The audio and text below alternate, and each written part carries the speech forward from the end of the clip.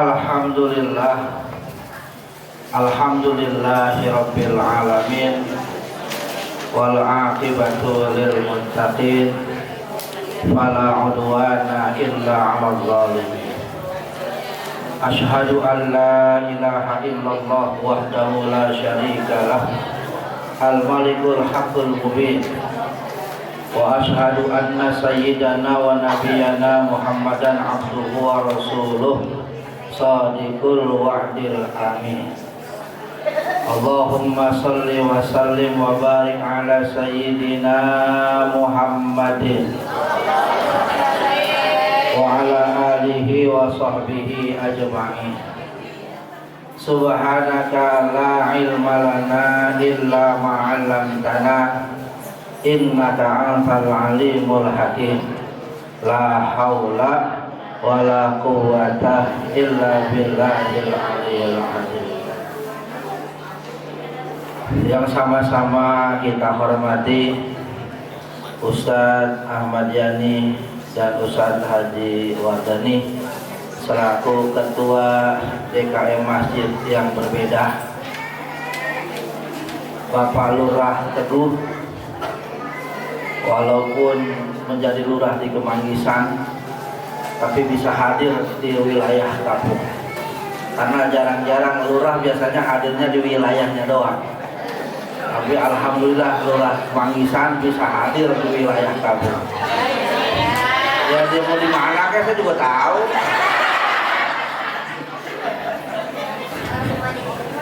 Bapak RW beserta istri tercintanya satu-satunya, Bapak Edi beserta Ibu Siti Habibah, mudah-mudahan keduanya selalu diberikan perlindungan oleh Allah Subhanahu wa taala. Para ustadz, para ustazah, para ketua RW, para ketua RT dan ibu yang saya hormati, Ustazah Nong, walaupun saya belum tahu orang yang mana, saya sebut aja, mana tadi disebut namanya. Ustazah Ade Sofia, alhamdulillah udah bisa tawa lagi dia. Setahun kemarin Allah uji dengan penyakit, ya mudah-mudahan penyakitnya hilang, dosanya juga hilang. Beliau selalu diberikan kesehatan. Karena waktu mendengar beliau sakit, saya kasihan juga, kasihan sama lakinya.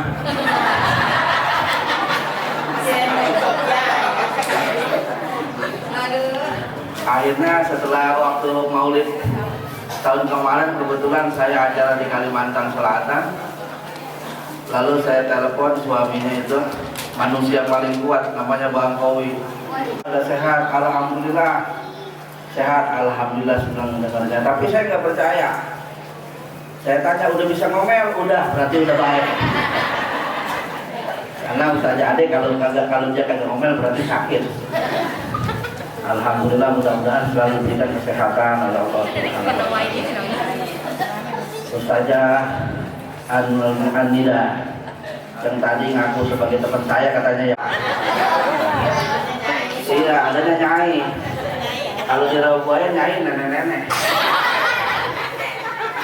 Kalau di Bandung baru Nyai cakep-cakep. Makanya di Bandung mah banyak peyem. Peyem kuat. Ibu-ibu PKK, ibu-ibu Dawi sekalian yang saya hormati, alhamdulillah, puji syukur kepada Allah selalu mari kita panjatkan atas limpahan nikmat yang Allah telah berikan kepada kita, sehingga kita bisa bersilaturahim. Ini kan tiap 2 bulan ya, mudah-mudahan nanti bisa bertahap menjadi pengajian bulanan. Karena ini di RW saya juga kelurahan ada pengajian cuman bulanan memang, karena memang RT-nya ada 12 RT, pengajian bulanan, jadi satu RT jatahnya sebulan 1. Kalau ini mah 16 ya, RW ya, banyak banget. Kalau nggak mau jadi panitia biar sekali, kebangetan banget. Alhamdulillah, karena dulu PKK ini kan jadi pengajian-pengajian seperti ini yang dilatih di wilayah, ada LMK segala macam. Ini kan supaya menghilangkan pemahaman jelek tentang ibu-ibu PKK. Karena dulu sebelum ya tahun-tahun 2010 ke belakang itu ibu PKK kan jelek. Ibu-ibu PKK disebutnya ibu-ibu perempuan kurang kerjaan. Iya dulu. Maka sekarang ada dakwah bikin pengajian biar supaya apa? Supaya stigma negatif, paham-paham yang jelek hilang. Maka supaya ibu-ibu rajin pada ngaji. Makanya kata Pak Ahmad Yani, Ustaz Ahmad Yani, mendingan kita punya bini pinter ngaji daripada pinter nyari duit. Saya ribet.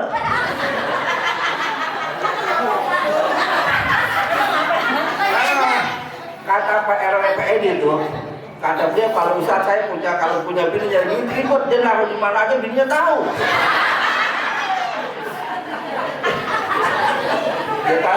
Dia taruh di kantungan baju tahu, dia taruh di kolong kasur tahu, dia taruh di mobil tahu. Itu namanya bini pinter nyari.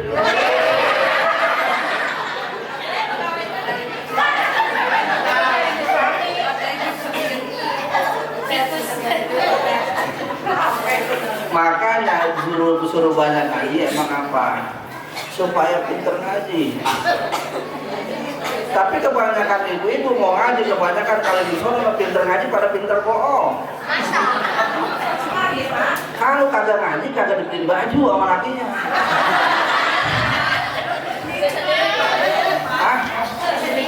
Pengajian hari Senin pakai seragam, hari Selasa seragam, Rebo Kamis Jumat 7 hari 7 seragam. Itu di sono. Makanya kalau bininya pada ngaji, lakinya pada puyeng. Kenapa? Maka ngaji insya Allah ketemu buat baju aja mah ilaukan amat buat baju mah. Tapi niatnya jangan buat nyari baju, buat nyari ilmu. Kalau kita dapat ilmu, iman akan meningkat, maka hidup akan tenang. Karena sekarang orang imannya kurang, hidupnya kagak tenang, serba bingung.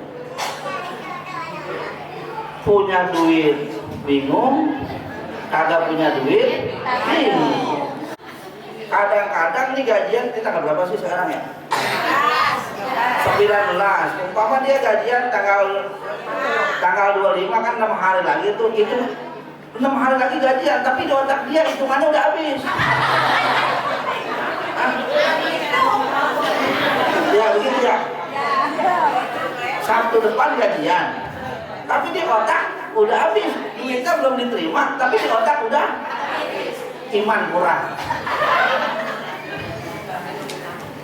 Iman kurang, belum terima udah dianggap habis, itu gimana syukurnya itu manusia? Belum kawin bingung, habis kawin bingung, kawin udah berapa tahun kagak punya anak bingung, pas punya anak bingung, anak belum bisa jalan bingung, anak udah bisa ketekeran bingung, anaknya gede belum sekolah bingung, anak masuk sekolah bingung, anak lulus sekolah bingung, anak belum kawin, anak habis kawin, kapan nggak bingungnya? Ayo dah, kapan nggak bingungnya? Ngapa bingung mulu? Karena iman yang nggak ada. Pengajian kagak ada dananya bingung, nggak usah dibingungin, ntar dana mah ada. Nggak usah dipikirin, dana mah cari. Kalau dipikirin nggak ada, kalau dicari insya Allah ketemu. Apalagi tujuannya untuk anak yatim. Yang kata Nabi, ana waqafil yatim hakazaini, aku sepakat dengan anak yatim, apa dengan orang-orang yang mengasuh anak yatim, yang mendidik anak yatim, memperhatikan anak yatim seperti dua jarinya dempet. Di mana? Di surga. Insya Allah akan bersama Rasulullah Sallallahu Alaihi Wasallam. Sedekatnya sama Nabi nanti di surga bagaimana Ustaz? Tergantung berapa duit nyumbangnya. Semakin gede nyumbangnya, semakin dekat sama Nabi. Nah, iya, makin dikit makin jauh. Makanya kalau mau dekat sama Nabi, ya ngasih anak yatim yang banyak kan. Tapi ini udah alhamdulillah, tadi kalau saya kagak salah dengar, satu RT dapat 2 ya. Ya, Ustazah Anda ya. Ada 16 RT, itu kan udah 32. RT-nya sih kebanyakan sampai 16. Kita usul sama Pak Lurah, Pak Camat biar dibagi 2. Jadi kebanyakan ya sampai 16. Kasian RW kalau rapat-rapat ngeluarin duitnya kebanyakan. Ini kan acara anak yatim itu kan manual yatim, siapa yang dikata anak yatim? Selama ini orang pada tahu anak yatim itu orang yang kagak punya, nggak punya bapak. Ini yatim semua nih Pak, ini depan.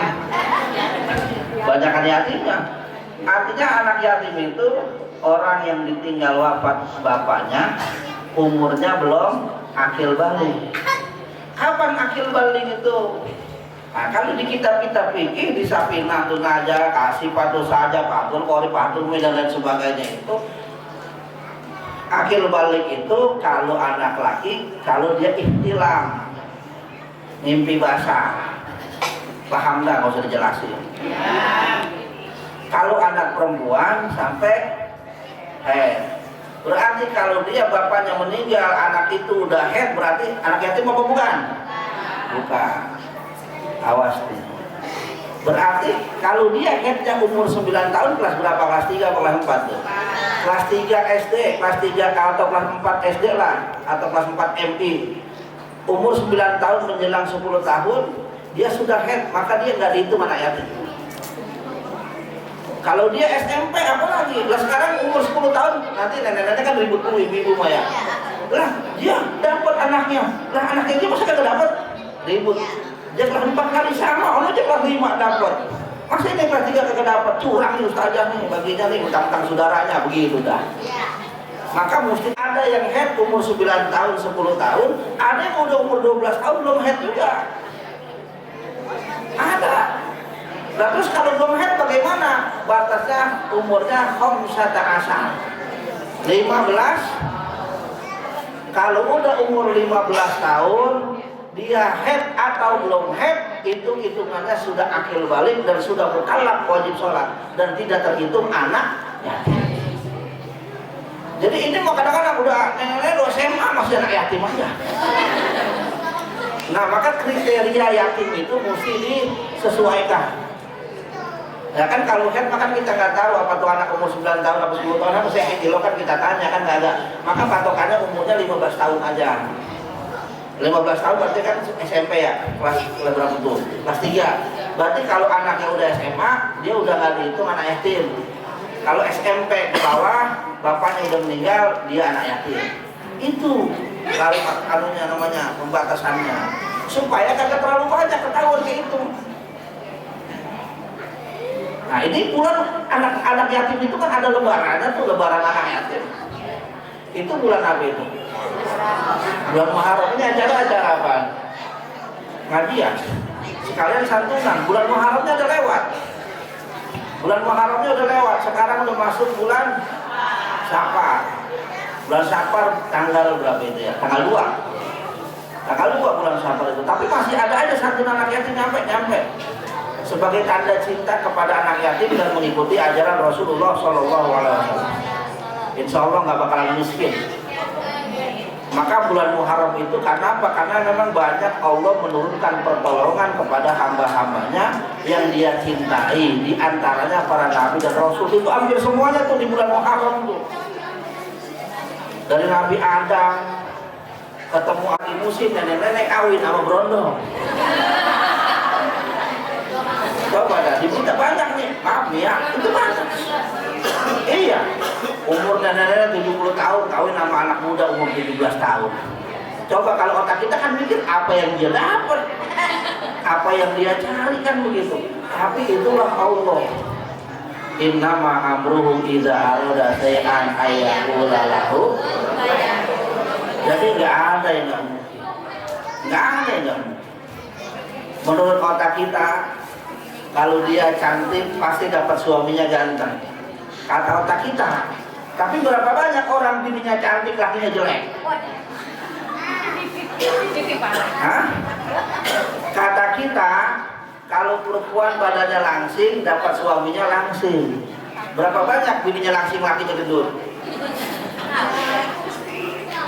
Kata kita, kalau kulit putih, kita dapat jodohnya orang kulit berapa banyak? Bininya putih, lakinya hitamnya hitam metalik lagi. Kayak mobil apa? Itu kayak gitu. Jadi gak ada yang nggak mungkin. Baca tuh Rabbana Adolamna. Nabi Nuh Allah tolong itu di bulan Muharram. Nabi Ibrahim selamat dari api itu bulan Muharram. Nabi Musa dikejar-kejar Fir'aun selamat dari kejaran Fir'aun itu apa? Itu Muharram. Dikejar sama Fir'aun, lari, dikejar lagi, lari lagi sampai mentok ke Laut Merah. Mau lari kemana lagi Nabi Musa? Kanan Fir'aun sama tentaranya, kiri Fir'aun sama tentaranya, belakang tentara Fir'aun, depan Laut Merah. Mau kabur kemana? Nabi Musa doa sama Allah, ya Allah saya mau lari kemana? Ainal mafar, saya mau lari kemana? Ainal mafar, ya Allah kemana tempat lari saya kalau bukan kepada engkau? Fir'aun udah dekat, saya mau lari kemana? Depan Laut Merah. Apa kata Allah? Ya Musa, wahai Musa, idrib bi'asokal bahar, hai Musa pukulkan tongkatmu ke laut. Nabi Musa sebagai manusia mikir, orang lagi dikejar-kejar Fir'aun disuruh mukul tongkat ke laut, orang mah kasih perahu kan gitu otaknya Nabi Musa. Saya lagi dikejar-kejar sama Fir'aun, ya Allah depan saya laut, orang mah kirimin kapal laut yang gede biar saya sama umat saya bisa nyebrang. Kenapa disuruh mukul tongkat ke laut? Kata Allah, Musa ini diasokkan bahar, pukul. Belum mukul juga. Pas ketiga kali baru kenabiannya muncul. Apapun yang Allah perintahkan, masuk akal atau enggak masuk akal, harus saya kerjain. Pasti ini demi kebaikan saya. Akhirnya ketika Allah katakan, ya Musa ini diasokkan bahar, wahai Musa pukulkan tongkatmu ke laut. Lalu Nabi Musa pukulkan itu tongkatnya sambil berdoa. Doanya ada di dalam salah satunya di dalam kitab Bada'i'uz Zuhur fi Waqa'i'id Duhur atau di kitab Nasaihul Ibad. Apa kata Nabi Musa? Allahumma lakal hamdu wa ilaikal mustaka wa antal musta'an la haula wa la quwwata illa billah. Jokowi pinjam di Jokowi. Dia gebuk tuh laut, Allah kira-kira jadi tebelah apa kagak? Kagak. Kenapa kagak? Orangnya beda. Tongkat yang sama, doa yang sama, orang yang berbeda, beda. Sayur asem tak, ibu sama-sama masuk sayur asem. Ini Ustazah Ade, saya tahu sayur asemnya enak dia kalau nyayur. Katanya. Jadi kalau nyayur asem, dia enak sayurnya. Coba yang nyayur Ustazah Anida adanya. Dengan bahan yang sama, cara sama, pasti hasilnya beda. Tapi nanyanya jangan sama Ustaz Yani, pasti ada admininya ternyata. Nanyanya harus sama orang yang netral.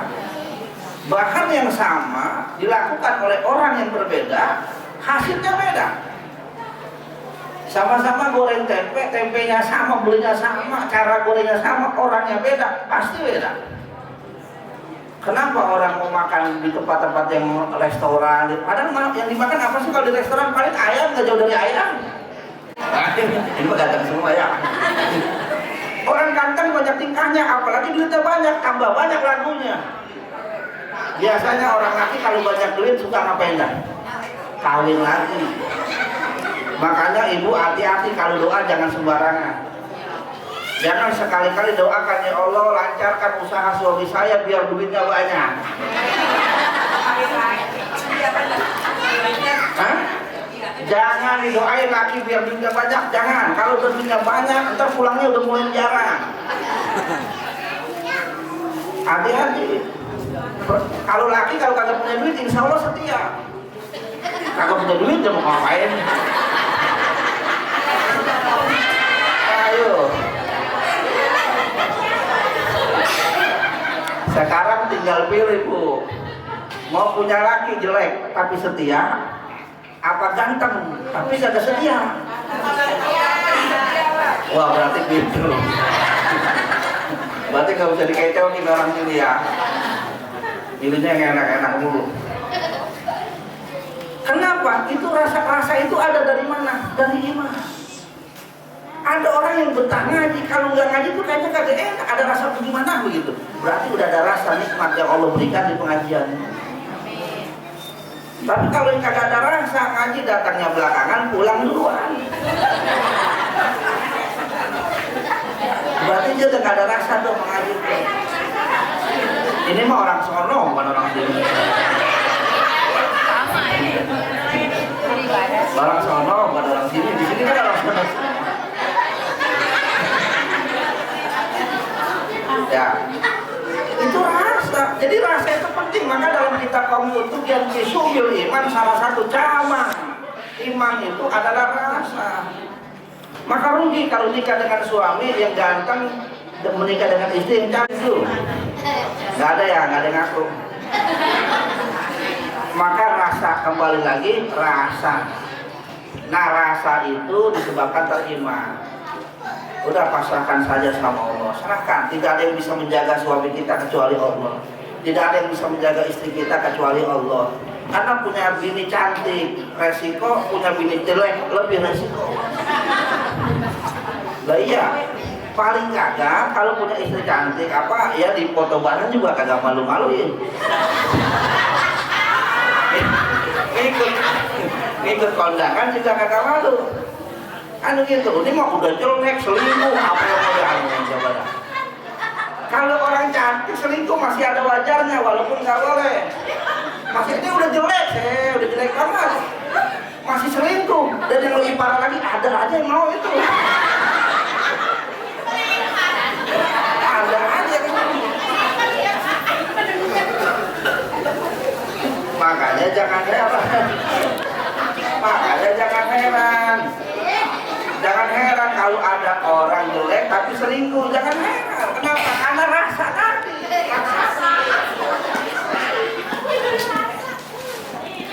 Kita balik lagi ke Nabi Musa.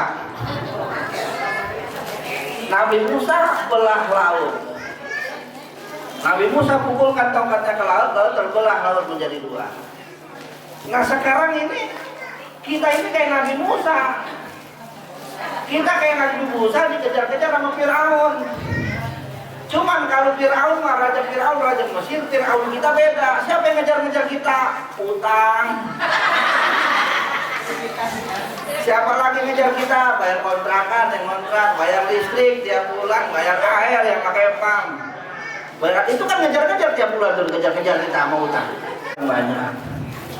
Bagi anak saya mau masuk kuliah, anak saya yang sekolah lulus SMP masuk SMA mau ngawinin, bingung saya ini mau ngawinin, kan mau ngawinin mau ngapa bingung? Yang kawin anak lu sih lu yang bingung.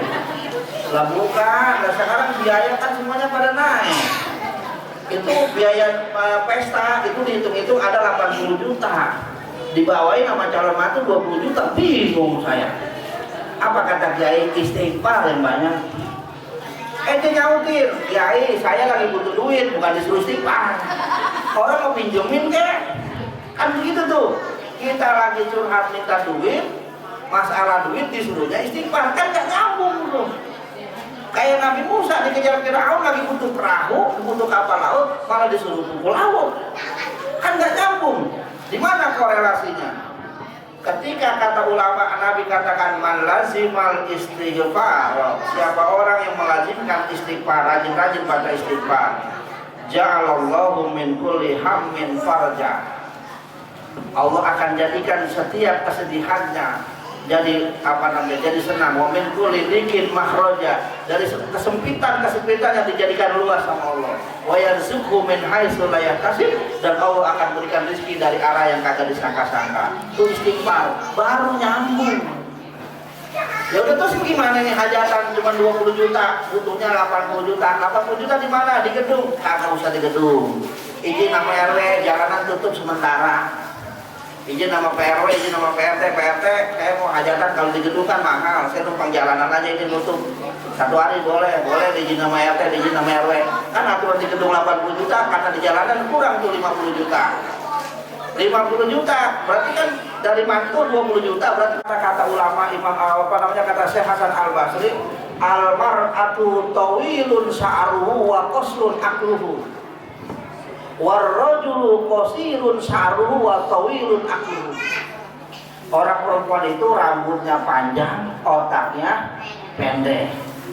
Orang laki otaknya pendek, rambutnya pendek, otaknya panjang. Makanya ibu kan adalah kalau rambutnya panjang, otaknya pendek. Kenapa? Karena yang diduluin emosi. kurang tenang. Maka supaya tenang dikendalikan, apa yang mengendalikan? Iman. Jadi jangan dikit-dikit emosi, dikit-dikit marah, tenang aja dulu. Jangan sesuatu dihadapi dengan emosi nggak bisa jelas. Maka kita kembali lagi. Semua udah dicontohin sama Nabi, semua udah dicontohin sama Rasul. Ngaji yang rajin. Ngaji buat apa? Buat kita, bukan buat orang. Jangan ngatain orang yang kagak ngaji. Saya cuma kagak ngaji itu, kagak ngaji, kagak diundang, jangan. Karena kita ngaji buat kita, buat diri kita, buat rumah tangga, buat keluarga kita. Karena ibu-ibu mah gampang, kagak usah ngaji juga bisa masuk surga. Kata Nabi apa? Ayu mamra'atin matat wa zawjuha ra'in anha dakhalatil jannah min ayyi abwabin sya'at. Perempuan mana aja kata Nabi, bininya siapa aja kalau mati lalu suaminya redo, maka perempuan itu akan masuk surga dari pintu surga yang mana aja. Mau nggak Bu? Mati masuk surga dari pintu mana aja. Yang penting catatannya suami ibu redo. Kita tanya sekarang suaminya redo apa kagak? Ustadz Yani aja dah, saya kebetulan. Ustadz Yani kalau bininya mati redo gak? Bingung dia jawabnya. Bingung dia jawabnya. Bingung dia jawabnya. Soalnya ada sayanya. Iya. Terwea umur seseorang wanita, headnya makin jadi keras. Kenapa? Karena makin stres ngadepin laki yang mana. Orang makin tua makin matang musuhnya. Maka ini pengaruh iman. Baliknya ke iman lagi. Orang kalau sering ngaji itu kan enak, kita ketawa, kita dapat ilmu. Ketawa itu menghilangkan kesetresan itu.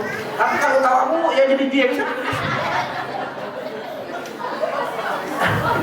Kalau di rumah kan kita manyun aja di rumah, yang kita lihat dia lagi. Apa aja jadi masalah. Di rumah itu apa aja jadi masalah. Maka kalau kita ngaji imannya udah kuat, baru kita tahan ternyata bersih lagi. Berarti itu udah 10 hari tuh ya. 17, 18, head lagi tandain tuh 10, berarti amal 18, 11. Tanggal 19, 12. Tanggal 20, 13. Tanggal 21, 14. Tanggal 22, 15. Tanggal 23, masih keluar darah. Itu udah bukan head. Itu namanya ibu sakit, bukan stres lagi tuh, sakit tuh. Namanya darah istihadoh, darah penyakit. Harus mandi, keluar darah, harus mandi. Karena ibu udah lebih dari 15 hari. Itu harus mandi tetap, walaupun keluar sholat itu gimana keluar darah? Tambel. Biar darahnya nggak keluar, tambel. Memang boleh sembahyang pakai sotek, kagak boleh. Sembahyang pakai kain sarung aja nggak boleh, apalagi pakai sotek. Lalu gimana orang sembahyang begini? Hadas besar. Mandi hadas besar juga kudu benar. Niatnya cuma 2, apa namanya? Rukunnya cuma 2. Yang pertama niat, yang kedua itmamul lama alal badan. Yang pertama niatnya benar. Saya niat mandi hadas besar karena Allah Ta'ala. Kalau nggak bisa bahasa Arab, bahasa Indonesia nggak apa-apa. Kapan niatnya? Pada guyuran pertama. Basahin semua, di lepitan apa aja, basahin semua, lepitan tangan, jari basah, nggak ada yang nggak kena air, semuanya harus kena air, termasuk rambut. Dan jangan sampohan dulu, jangan pakai sampo dulu, basahin dulu semua rambut. Makanya kalau rambut panjang tuh agak ribet. Rambut perempuan, rambutnya dipendekin boleh dengan izin suami. Supaya apa? Supaya kalau mandi hadas besar gampang bersihinnya, basahin. Kalau panjang begitu kan rada ribet, takut ada rambut yang kagak kena air. Kalau rambut semua, kulit kepala semua udah pada basah semua, udah sah tuh mandi hadas besarnya. Baru kalau mau sampohan, kalau mau pakai sabun silakan. Jadi jangan baru separoh udah pakai sampo, khawatir dia nggak kena air tapi kena air sampo. Nah, air sampo itu mustakmal, udah nggak bisa dipakai untuk bersih. Udah nggak tohirun mutohirun digoiri, karena air itu ada tohirun mutohirun, tohirun goir mutohirin. Ada air yang suci tapi mensucikan, ada air yang suci dan tidak mensucikan. Apa yang air suci tapi tidak mensucikan? Air kopi, air kelapa, air teh itu kan suci tapi tidak bisa untuk mensucikan buat mandi. Yang suci mensucikan apa? Air keran, air obat laut. Kalau mandi hadas besar jangan dibak. Ya, kalau mandi hadas besar jangan di bak, apalagi badan gede masuk ke bak udah kayak kuda nih. Maksud saya jangan di bak, bukannya masuk ke dalam bak pakai kayu. Jangan. Nah, orang Johor kita masih ngaji aja. Udah itu aja dah, biar pada berkah semuanya. Mudah-mudahan hadirnya kita ke tempat ini dari tingkat RT RW Dawis PKK semuanya, keluarganya, anak-anaknya semuanya kita diberikan keberkahan oleh Allah Subhanahu wa taala. Suami kita, rumah tangga kita dijadikan rumah tangga yang sakinah mawaddah warahmah. Allah berkahkan anak-anak kita, Allah berkahkan usaha pekerjaan kita semua, Allah berkahkan rumah tangga dan keluarga kita, Allah bahagiakan, selamatkan kita dunia dan akhirat. Amin ya rabbal alamin. Ala hadhihi niyah al-Fatihah. Bismillahirrahmanirrahim. Alhamdulillah. Iya, nama.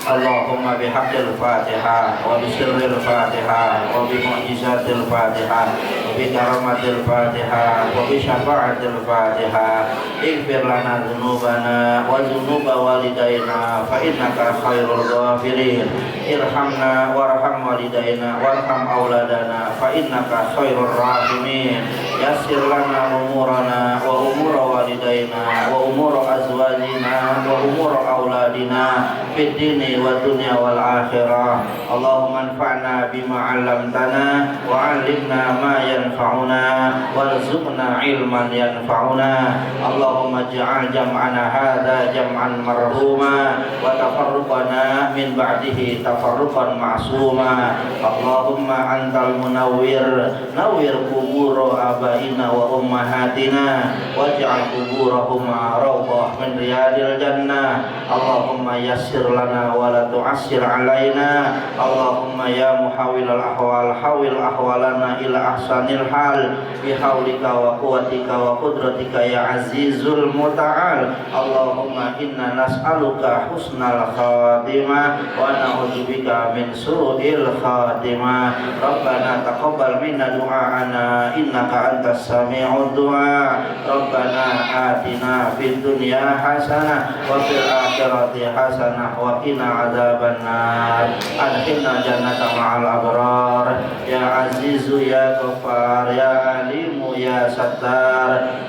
Wa sallallahu ala sayyidina Muhammadin sayyidil mursalin wa ala alihi wa sahbihi ajma'in. Qala subhana rabbika rabbil izzati amma yasifun. Salamun alal mursalin walhamdulillahi rabbil alamin. Terima kasih. Mohon maaf atas segala kesalahan, kekurangan, kehilafannya. Wallahul muwaffiq ila aqwamit thoriq. Assalamualaikum warahmatullahi wabarakatuh.